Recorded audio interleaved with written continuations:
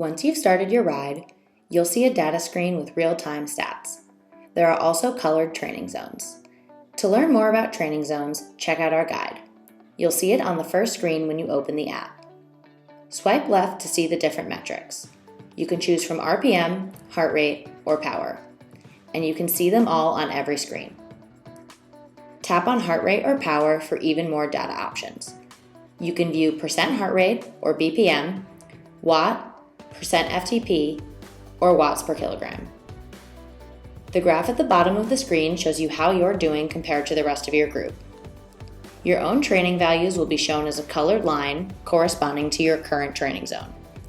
In addition, you will see a gray team band showing how well the team is synced and how you stack up against everyone else. If there is an instructor in your class, they can broadcast their signal, which is shown as a white line for everyone to follow their lead. The graph follows the choice of metric at any given time. Instructors also have access to a dedicated team view that focuses on the team rather than the individuals. Here you can see team sync along with your average RPM, percent heart rate, and percent FTP for the team.